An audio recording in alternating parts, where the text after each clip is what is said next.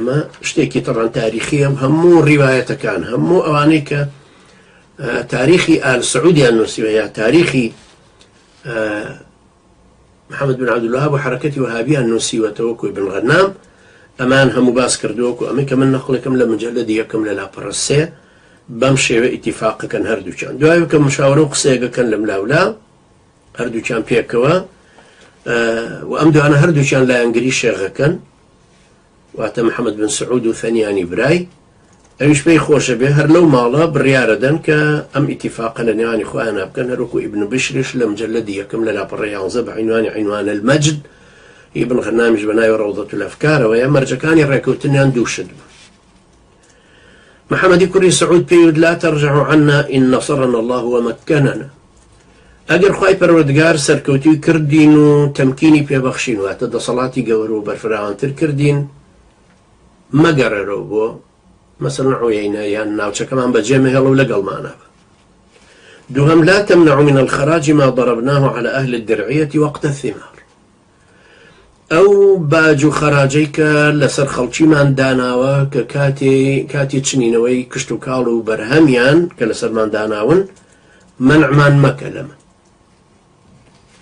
شيخي الشيخ محمد بن عبد الوهاب فرموي أما الأول فالدم بالدم والهدم بالهدم وكو بيغمر إخوة عليه الصلاة والسلام بقبائل كان كاتفاق يكردن لقليانا يفرموا الدم بالدم وهتا خوان بخوان لسرتانا كما يعني خوان من لقل يكترتي قلبي واتفاق من لسر أما بيو مالو وراني بسر هردوك ما نابي شيخيش بهمان شوا اتفاقي لقلا كردو الدم بالدم والهدم بالهدم بودو هم يشفرمي أما الثاني فلعل الله يفتح عليك الفتوحات وتنال من الغنائم ما يغنيك عن الخراج يعني هيدوها مكان كأو باجو خراجك لسر خلچي الداناوا لواني خواهي پروردگار غنائمي چي زورد بخاتب بردستو كيتر بيوستيد بو خراجنا أماش بو خوي كلميك حق خاتك بينين بجر أم كلمة غنائمك محمد بن عبد الله رحمه الله الإستاوى حسابي بو غنائمك كردو غنائم أصلا لإسلاما غنيمة بريتيا أو ثروة سامان وشتاني كلا دجمني كافري محارب بجاء أمانة وأكوات دستي جنگاوران باشان تقسيم كرتو كبيوتري خمس يعني وكو لسورة أنفال شرح كراوته لسنتها محمد بن عبد الوهاب رحمه الله باوري بوهبوك أواني أيان كوجة للدائري دروي دائري إسلام كانوا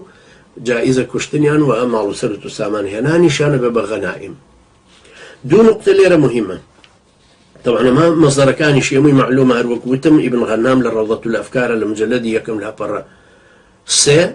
وهروها لعنوان المجد ابن بشر لها برا يانزي مجلدي يكم هروها لكتابي محمد بن عبد الوهاب عقيدته السلفية ودعوته الإصلاحية وثناء العلماء عليه كالشيخ أحمد بن حجر بن أحمد آل بوطامي قاضي قطر نوسيوتي وبأمر ملك فهد صار زار سصونه بينش تشاب كراو أما مصدر كان قماني تياني كبمشيوية